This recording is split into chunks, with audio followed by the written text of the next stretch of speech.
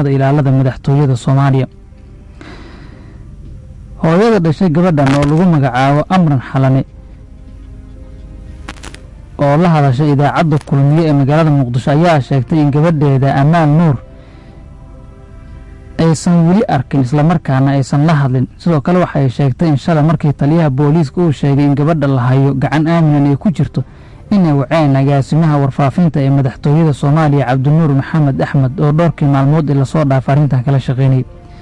Cabdinuur waxay sheegeen inuu ku ballamiyay gurigiisa oo ku yaala Muqdisho kadibna xalay saqdi dhexe uu ku wargeliyay in gabadha 8 saac oo xalay ah ay ka degayso magaalada Copenhagen ee caasimadda dalka Denmark isla markaana lagu wareejiyay safaaradda dalka Denmark ee Muqdisho ku taalo oo ay dhalasho ka haysato waalidiintu waxay sheegeen in dawladda federaalka ah ee Soomaaliya ay warbixintaasi u sheegtay laakiin ilaa hadda aysan haynin xog ku saabsan in gabadhii dalkaas ay ku laabatay oo la geeyay iyo in kale waxay kala hooyada dhashay idaacadda kulmiye ee la wadaagtay in aabaha dhalay gabadha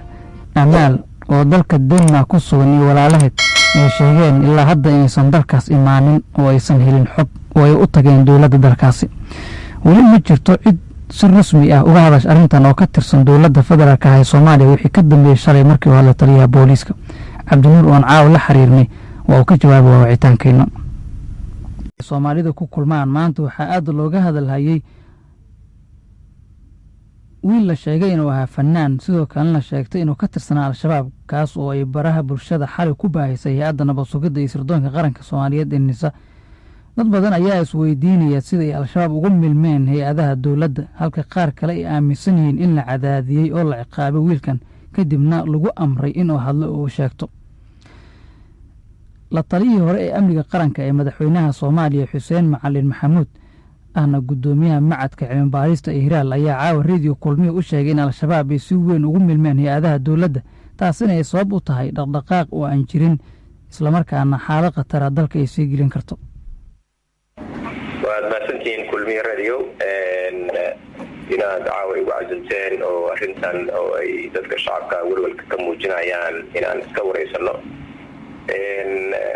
سيد اللي بدوسوية هي الشباب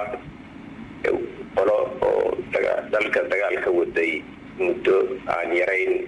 دورية 3 سنة والله درستي دولة بدن أو استدلي awooddoodana marna kor u kacaysay marna hoos u tegaysay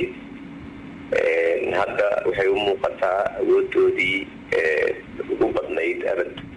in ay gaareen oo xitaa ay ka awood badan yihiin xilligii 2010 oo ay haysteen dhulka Soomaaliya badankiisa ma ku muuqataa walaaca hadda la qabay in al-shabaab ay si xoog la ugu milmeen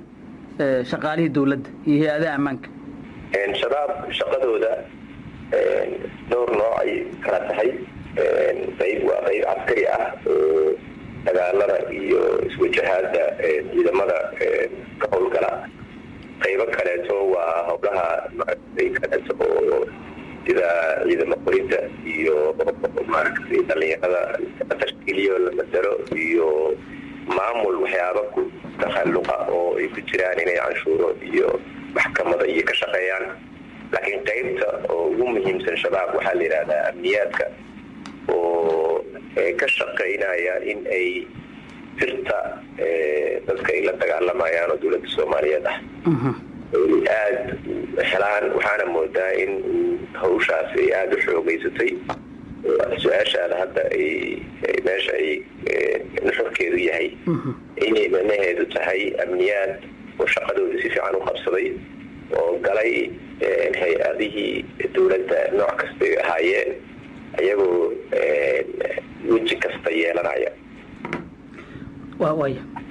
أيها روح على صوب بندقة وأد الله هذا الهاي معلم أم بروفيسور جامعة واحد كدقة وحي هذا واحد لياب له ضدكو آذي وجو ولا سنايين أفر لبعضنك ساعة لصورة فن وحد الله هذا الهاي فنان وهي أدى النص تويتر كذا يكون باي سعود لقى صدوبه وليها وحنها الشباب 7 سنة 2013 إلى حد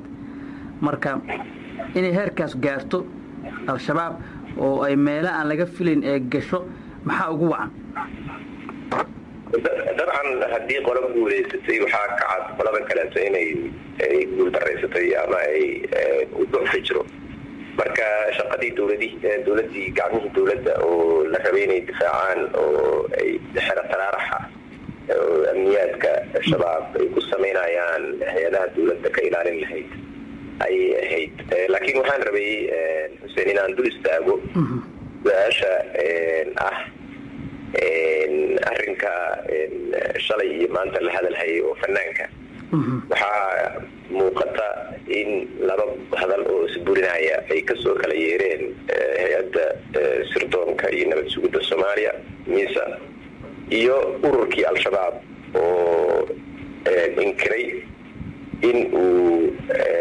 xubin ka ahaa ururka. aniga inta aan ogahay oo xoogogaal u ah shabaab iyo howlahooda weli ma aanan arkin shabaab qof xubin ka ah oo ama laga qabtay ama laga dilay oo ay xubinnimadiisa inkireen hore uma aysan dhicin. marka waxaa isweydiinaya aniga ma shabaab ayaa bedelay qaabkii ay ula macaamili jireen xubnahooda oo inay inkiraan bilaabay, mase dowladda soomaaliya ayaa waxay la timid xawaaji iyo cusba dheeri ah inay ku darto runta.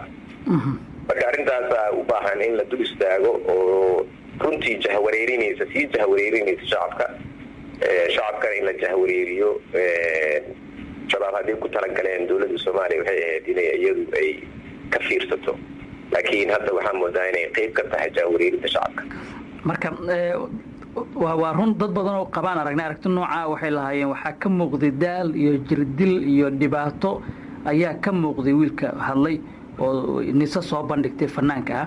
waxauna u muuqdaa in lagu qasbay inuu sheegto wuxuusan ahayn. al-shabaabna maanta way hadleen oo way iska fogeen. marka ma dhici kartaa in sidaa wax loo maro? waqtiyada qaarna ma dhacdaa hay-adaha amniga markii loo eego? dabcan waa suuragal. aniga hadda arrintaas maadaama de aanan ogeyn aniga hadda shaksiyan inaan ku eedayo dowladdii mar rabo inay wax jir dileen, laakiin waa suuragal wayna dhacdaa dowladaha dhan adduunka oo inkira way wada sameeyaan jirdilkaas. laakiin waxaan xuseen intahan socodka meesha soomaalida ka fahmaan shabaab weligood ma inkirin.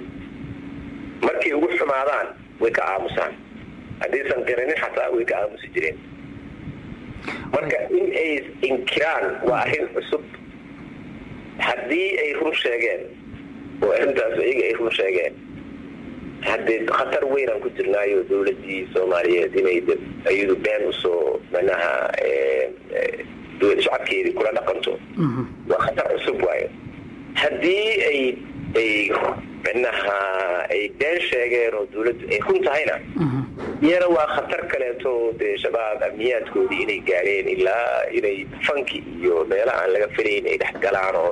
xero talaaraxaan. marka labada dhinacba khataraheedaa badan, laakiin weli xaqiiqaadkii ma hayno maadaama oo ay dulduleelo iyo meela mugdi ah ay ka muuqdaan hadallada la isdhaafsanayo. waayahay marka dhowrkii bil iyo dhowrkii sano ee lasoo dhaafayba waxaa jirta cabsi oo magaalada oo dhan ah. ilaa waxaa la yidhahdaa waxay gaartay madaxdii qaranka inay baqaan oo ay ka baqaan ciidamadii ammaanka oo ay ka baqaan nabadgelyadii magaalada ka jirta iyo dadkii ay u adeegayeen. xaaladda haddii sidaan ay sii ahaato maxaa kuu muuqanaya mudan? haddee ilaahay inuu naga soo gaaro, haddii ilaahay loo gacmo taagto waxa waaye waa meesha ugu dambeysay oo rajada ahayd oo mar walba ilaahay waa loo baahan yahay, laakiin ilaahay intiyaana loo gacmo taagan dadku ayagaa isku tashada. marka niyad xumo ayaa muuqata in ay dowladdii iyadiio xilli kala guur ah oo doorasho iyo xilligiiyo dhammaada la galay iyadoo cadowgii soo xoogeystay qorshe cusub iyo dadkii oran isla soconin oo siyaasiyanna kala jeeda, shacabkiiyo ku dhex wareersan, amni xumadiioo sii badanaysa. marka runtii 2020 aniga walwal badan ayaa ii muuqda oo 2019 oo awalba ahayd sanadihii uu dhaawaca iyo dhimashada badnaa shacabka markii laga fiiriyo ebed lasoo maro, in 2020 ii muuqato inay kasii xumaan doonto hadduusan ilaahay waxyaabo mucjisooyina noo keenin. dad badan oo hadlaya maanta waxay tusaaleynayeen qofkii hadlay ee shabaab inuu yahay sheegtay oo hay-adda nabad sugidda soo bandhigtay waxa ay dadka qaar ay qabaan qofka eedaysanaha ah in marka hore maxkamad la geeyo qareeno loo qabto la dhagaysto kadib haddii ay wax caddaadaan in dadweynaha lala wadaago laakiin qofkii aanaan garsoorkii maalinna hortegin in hay-ad amniga ka mida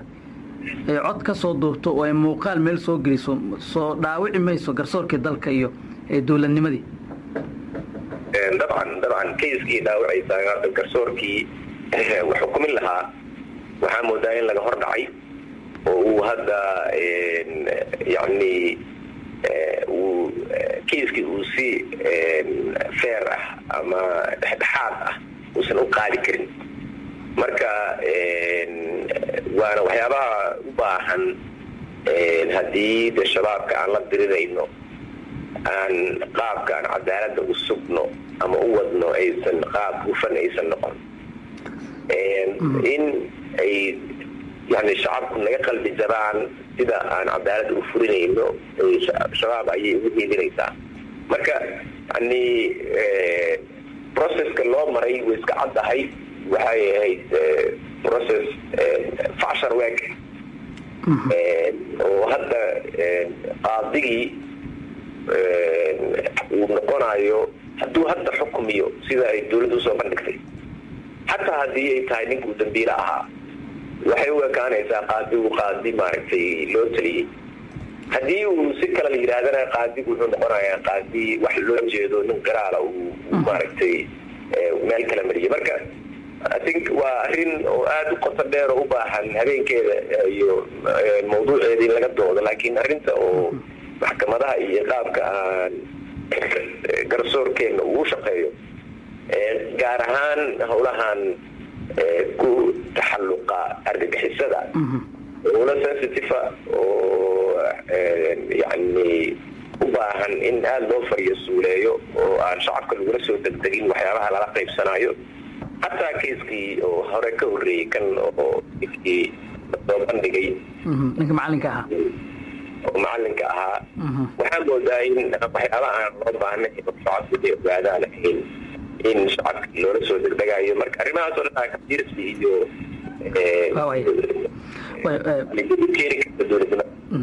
ugu dambeyn xuseen nin qabiiraha tahay oo amniga aada u yaqaana muddo dheer ka shaqeynaya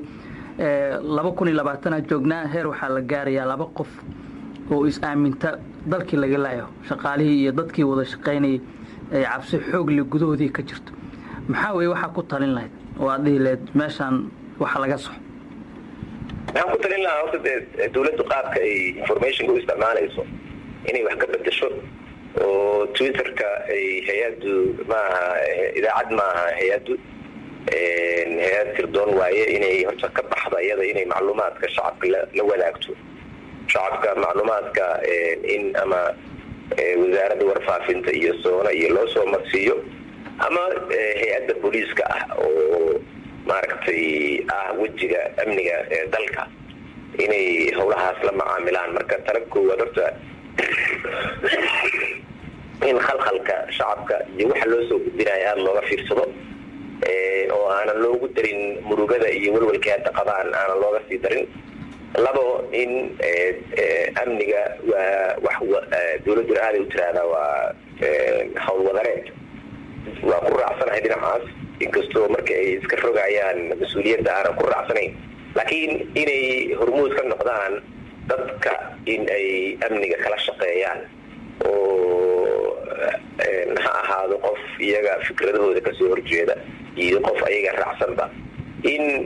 amniga in laisla leeyahay dadka lagu qanciyo shabaab waa cadow dilaa ah oo u baahan in feejignaan lagula noolaado oo dabacsanaanta inay haddii usbuuc shabaab aysan waxyaaba aysan fulin inaan faanka aan joojino aanan dhihin amnigii magaalada waa fiican yahay mar walba inuu amnigu xun yahay lagu dul shaqeeyo intii shabaab laga guulaysanayo laga ciribtiraayo marka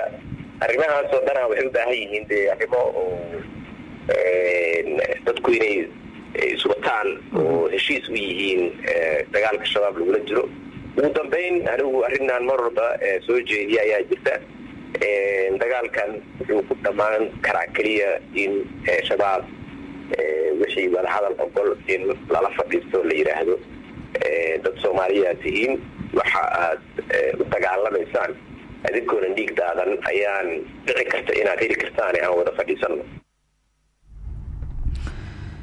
xuseen macalin maxamuud la taliyii hore ee amniga qaranka ee madaxweynaha Soomaaliya haddana ah gudoomiyaha macadka Hiraal ayuu kaasi saaxiibayaal